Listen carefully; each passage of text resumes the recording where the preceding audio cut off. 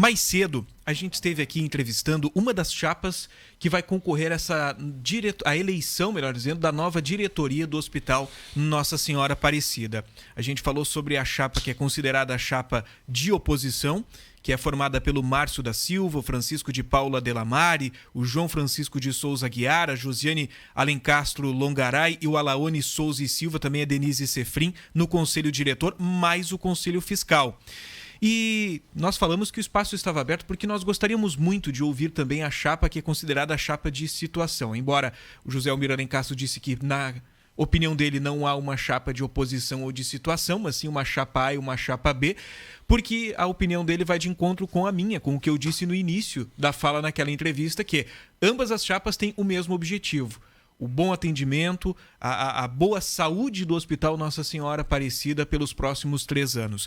Eu fiquei muito feliz quando a equipe aqui da produção me disse que o José Almir estava aqui e veio para falar também sobre os objetivos desta chapa que foi formada para concorrer a esta eleição que acontece no dia de amanhã. José Almir, que é o atual diretor do Hospital Nossa Senhora Aparecida, muito obrigado pela sua visita hoje para conversar e a gente ouviu os dois lados, né, as duas chapas nesta manhã. Bom dia. Bom dia, Gil. Bom dia, Diego. Bom dia aos demais colegas da acústica. Bom dia, comunidade. Bom dia aos nossos colaboradores lá do hospital. De fato, Gil, eu não chamo chapa de situação nem de oposição. São duas chapas. E como tu mesmo disseste, que eu também friso bastante, o objetivo deles, do pessoal, meus amigos também, meus conhecidos, é o mesmo objetivo nosso. Com certeza nós vamos caminhar para o mesmo lado, né? Claro que tem que ter eleição porque surgiu essa outra chapa. Mas eu, desde o início da pandemia do ano de 2021, eu estava tentando conseguir pessoas que viessem à frente do hospital. A dificuldade era muito grande, porque quando tu falava, e eu não escondo de ninguém, que o CPF do presidente ficava à disposição no caso de eventuais dívidas, as pessoas já não olhavam com bons olhos, né? E eu insisti com diversas pessoas, inclusive de pessoas da própria chapa, essa do Márcio, né? Que fizessem, que se colocasse à disposição para que fosse montada uma nova diretoria. Mas, enfim, não vem ao caso aqui. Conheço eles, como eu disse, sei da idoneidade de todos eles. Pessoalmente, eu não conheço o Márcio, mas em sendo filho do Alaone, com certeza, boa gente né? E os demais membros também são meus conhecidos, são pessoas maravilhosas, e o objetivo deles vem ao encontro da nossa comunidade. Mas eu gostaria de relatar o nome do pessoal que compõe essa chapa a qual eu represento.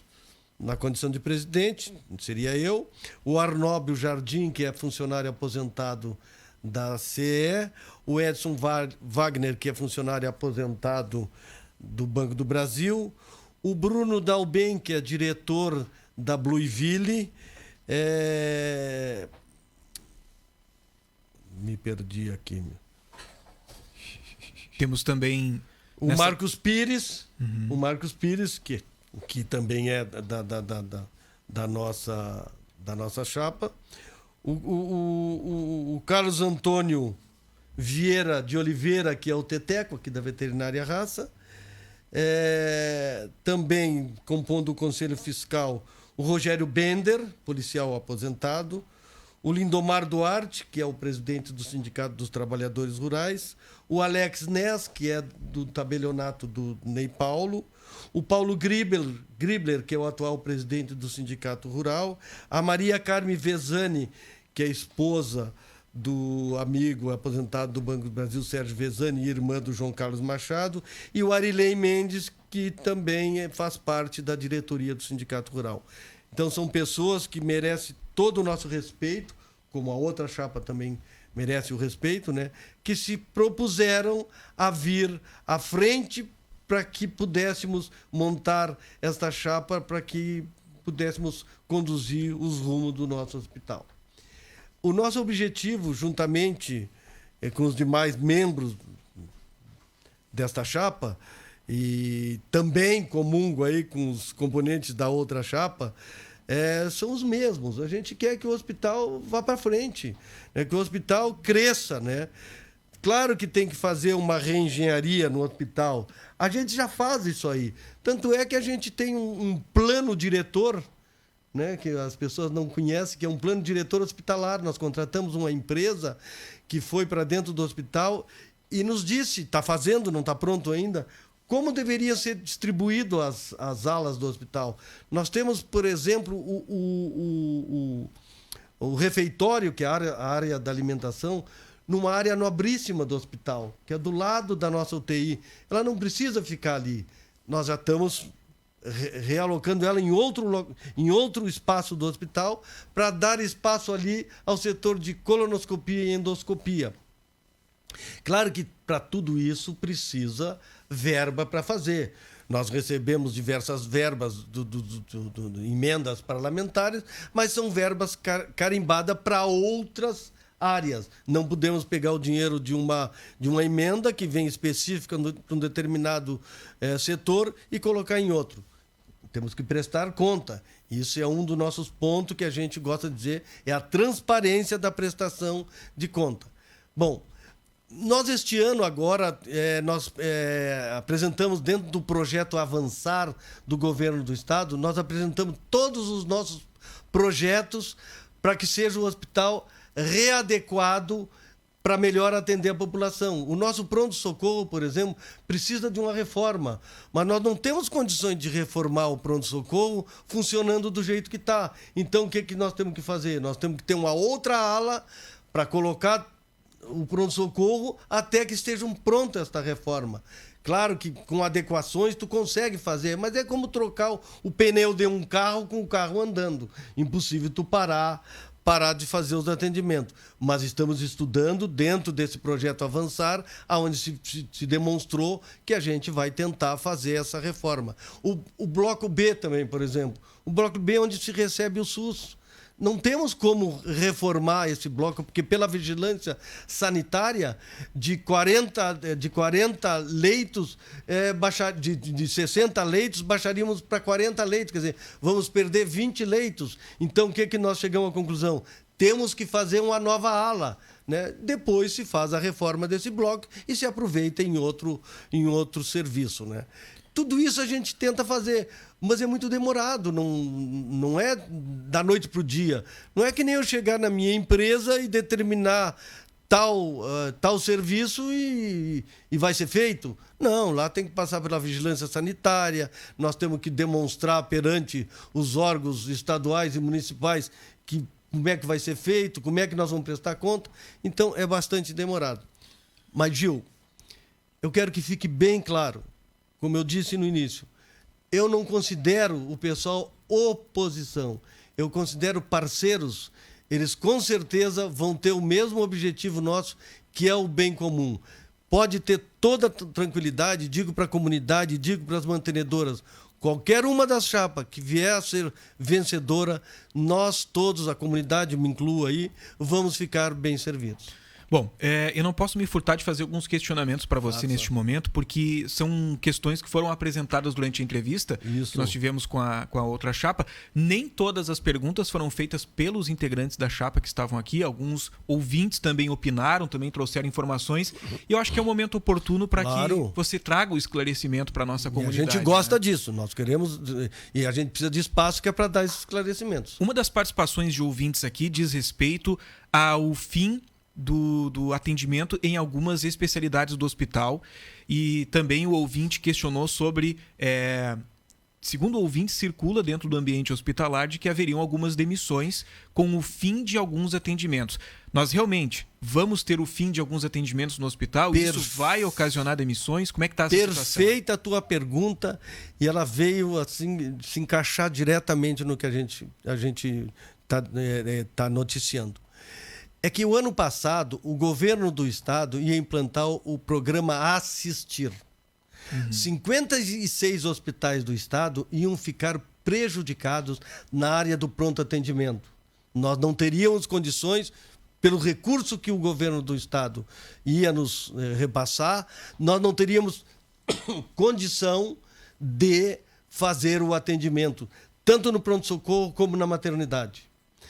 Aí nós íamos ter que onerar os municípios. Só que os municípios já estão com dificuldades financeiras também. Então, o nosso recurso era em cima do Estado. O Estado é que tinha que aportar. Só que houve um movimento muito grande através dos nossos políticos locais, o nosso prefeito, a Câmara de Vereadores, os prefeitos de outros municípios, deputados, que foram ao governador pedir que não fosse implantado esse programa, porque teriam demissões. Sim, tu imagina nós sem poder atender as fichas verdes, por exemplo, e as azuis no pronto-socorro. Nós íamos ter restrito única e exclusivamente urgência e emergência. Urgência e emergência durante o dia são 5, 6, 8, no máximo 10 pessoas que se atendem. Então, com certeza, íamos ter que demitir. Só que nós não concordávamos, nós não comungávamos com aquela ideia do plano do programa Assistir. Tanto que a pressão foi tanta, o prefeito, através da sua assessoria, fez com que o governador viesse a Camaquã. Eu falei diretamente com o governador, ele me disse que eu ficasse tranquilo, que o plano não ia ser implantado de imediato, que teríamos prazo, né, para a gente se adequar. Sim. Também o prefeito me ligou e disse: olha, gringo, eu falei com o governador, tu pode ficar tranquilo que o Assistir não vai ser implantado. Então aquilo nos trouxe um novo gás para a gente poder trabalhar, né? E ter a tranquilidade, porque nós prezamos muito pelo atendimento à nossa comunidade e muito aos nossos funcionários. Mas chegou a se cogitar o fim do atendimento no pronto-socorro e na maternidade? Pelo valor que ia ser pago. Nós não tínhamos, por exemplo, traumatologia. Não estava previsto no programa a traumatologia. Como é que nós íamos atender os acidentados? Não teríamos condições. Pelo baixo custo que viria para fazer esse serviço, né?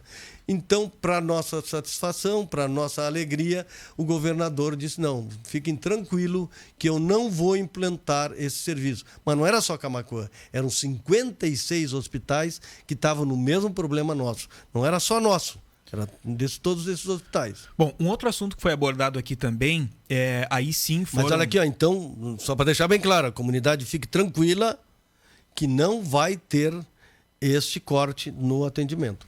Tá ok. Bom, um outro questionamento que foi feito é o seguinte: os membros que aqui estiveram, o Alaone e também o Francisco de Paula Delamare, eles questionaram que, ao formar esta nova chapa, né, ao buscar pessoas com a ideia de trazer algo diferente para o hospital e acreditando que é possível fazer algo diferente, não questionando a atual direção, mas pode ser melhorado. Com certeza. Com algumas ideias novas, foi o que foi apresentado aqui. De que, ao chegar no Hospital Nossa Senhora Aparecida, a atual direção não teve disponibilidade de receber para que fosse feita a entrega da nova chapa, né, para que ela fosse entregue para participar da eleição, que a atual direção não os recebeu e apenas ficaram ali. Outra informação também dada por eles é que tentaram obter informações sobre a situação atual do hospital e não obtiveram retorno. Como é que está essa questão? Tá, bom, vamos do início. Com relação a receber eles lá para a chapa, se tivesse, eu estava em viagem, né? Mas se tivesse me dito, ó, tal hora nós estamos aí a entregar, com certeza nós esperaríamos. Porque não temos nada que esconder, porque seria até um ato bem simples de entregar a chapa, né?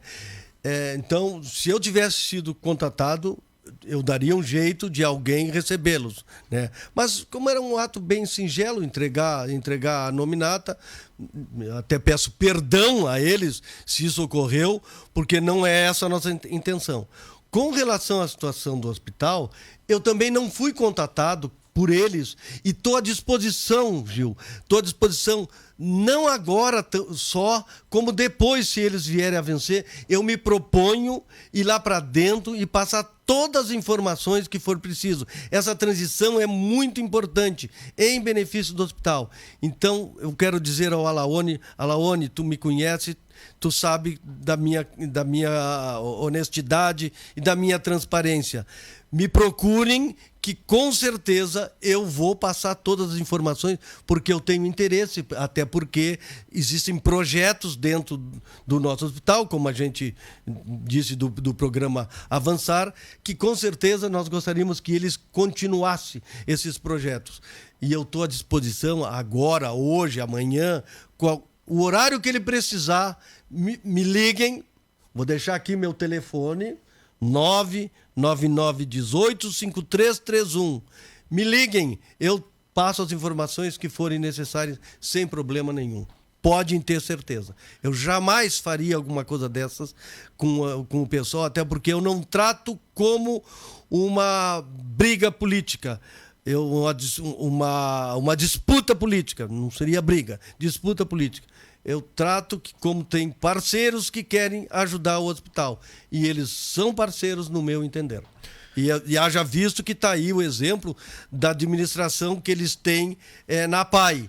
Uma administração brilhante, né, que com certeza, se forem eles no hospital, tenho certeza que vão fazer um bom trabalho. E me coloco à disposição. Como sempre disse, é só me chamarem que eu disponibilizo todinhos os dados, porque tem que ter uma transição, tem que saber onde é que está o dinheiro, onde é que está, como é que funciona a chefia. Estou à disposição. A hora que quiserem é só me chamar que eu vou e faço com prazer, para dizer bem a verdade. Uma outra questão que foi apresentada aqui, aí agora eu não me recordo se foi um ouvinte que interagiu conosco, que trouxe esse dado, ou se foi os próprios membros desta chapa, de que o hospital não mantém diálogo contínuo com as mantenedoras. São 16 e nem todas elas estariam opinando e estariam participando, né, desses processos todos, como aí a gente até trouxe um exemplo aqui desse momento de pandemia, que foi algo que o hospital nunca passou. Tomara que não venhamos, né, a passar por algo semelhante, mas é algo que, tipo, as discussões seriam muito importantes entre as mantenedoras. Esse diálogo realmente faltou com todas elas? Não, Gil, não faltou. Nós, diversas vezes, a gente convidou as entidades mantenedoras. No auge da pandemia, a gente fez via online. Depois fizemos presencial. Nós temos os convites. Eu tenho aqui no meu celular gravado o convite às mantenedoras quando fazíamos isso.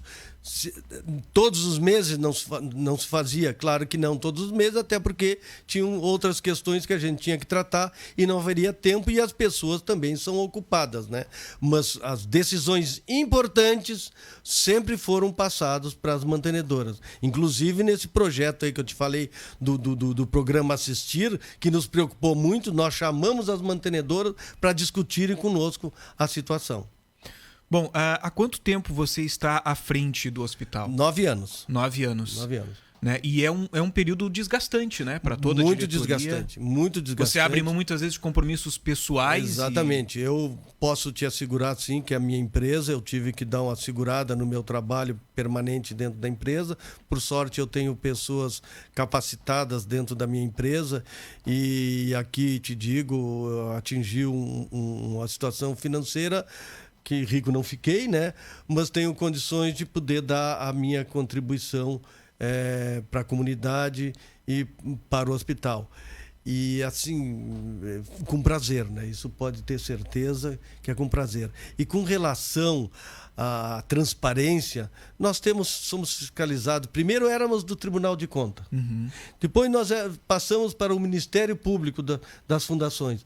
O Conselho Municipal de Saúde nos fiscaliza, a Prefeitura nos fiscaliza, o Estado faz auditorias dentro do hospital. Então nós temos transparência. Para não dizer que nós não temos um apontamento, nós tínhamos no Tribunal de Contas, para te ver só, né? Que o Tribunal de Contas entendia que nós éramos uma entidade pública. Então, todos os anos eles me multavam em 50 ou 60 reais, se eu não me recordo o valor, porque nós não fazíamos concurso público para contratar funcionário.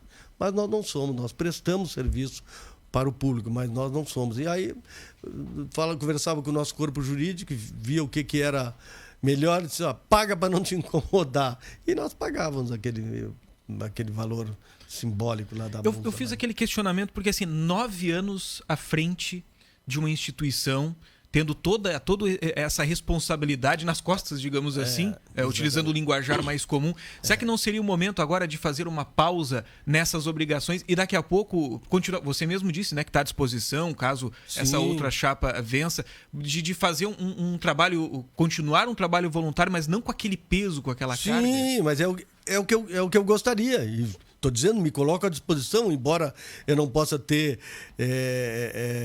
participar de decisões, né? Claro. Mas eu me proponho ficar junto com eles, ajudá-los, com certeza. Porque eu te disse, é o bem comum da nossa comunidade que está em jogo, né? Então, podem contar comigo que eu vou ser parceiro sempre. E como tu sabe, né? Parceiro sem remuneração, porque a nossa diretoria todinha, ela é voluntária, né? E eu continuo do mesmo jeito, querendo ajudar, e se precisarem, eu estou à disposição. Então, para a gente complementar esse nosso bate-papo aqui, eu vou trazer novamente os membros das duas chapas, né, como eu li anteriormente aqui. A chapa de situação, digamos assim, ela é composta por José Almiro Alencastro. Não vamos falar situação nem oposição. Chapa A e chapa B. A chapa do José Almiro e a chapa do Márcio. Então a chapa do José Almiro, ela é composta na sua diretoria por José Almiro Alencastro, Arnóbio Jardim, Marco Pires, Erlon Wagner, Bruno Dalben, Carlos Antônio Vieira de Oliveira. Acho que estão todos da diretoria aí, não faltou ninguém, né? Falta o Conselho Fiscal. Depois a gente tem o Conselho Fiscal, que é composto por Rogério Bender, Alex Ness, Lindomar Duarte, Paulo Gribler, Maria Carmen e Arilei Mendes. Maria Carmen Vezani. Depois, na outra chapa, nós temos no Conselho Diretor o Márcio da Silva, Francisco de Paula Paiva Delamare, João Francisco de Souza Aguiar, Josiane Alencastro Longaray, Alaone Souza e Silva e a Denise Sefrim. Já o Conselho Fiscal ele é composto por Paulo Vitor Pereira Scherer, Carlos Alberto Donai, Carla Giannichini Roxo, Nathaniel Farias, Luiz Antônio Batistella e Silvana Scherer Vieira. Aqui estão as duas chapas que estarão concorrendo. Essa eleição acontece amanhã durante todo o dia? Não, amanhã às 5 horas da tarde. Nós temos uma assembleia, às 17 é a assembleia. Depois da assembleia é a eleição. Só uma curiosidade aqui. Interessante que nas duas chapas tem parentes. Na chapa do Márcio, a Josiane Alencastro Longaray, minha parente.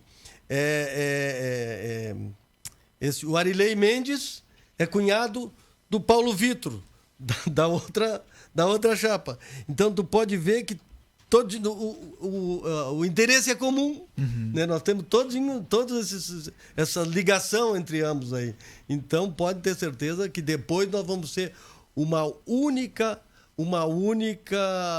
direção no hospital. Então, lá no site acusticafm.com.br tem a nominata das duas chapas, tem também quem são as mantenedoras do Hospital Nossa Senhora Aparecida, são 16, todas elas terão a oportunidade de exercer o seu voto após a Assembleia, que acontece amanhã às 19 horas. 17 horas. 17, desculpe. 17 horas começa com a Assembleia e posterior é a eleição. Nessa Assembleia já serão apresentados os dados do hospital, todos serão expostos ali. Sim. Todos os anos nós fizemos a prestação de conta, né? Passa primeiro pelo Conselho Fiscal, depois que o Conselho Fiscal aprova ou não as nossas contas, aí se vai à Assembleia para que a Assembleia vote a aprovação das contas. Muito bem, queria agradecer a tua disponibilidade em atender o nosso convite, em vir aqui hoje para participar do nosso programa. Muito obrigado, Gil. Muito obrigado, Acústica. Podem ter certeza que eu estou tranquilo, porque, como eu disse lá no início, não é a chapa do Márcio não é uma chapa aventureira, é uma chapa de responsabilidade, assim como a nossa também não é aventureira e é de responsabilidade. Então, o hospital, qualquer um que vença, vai ficar bem servido.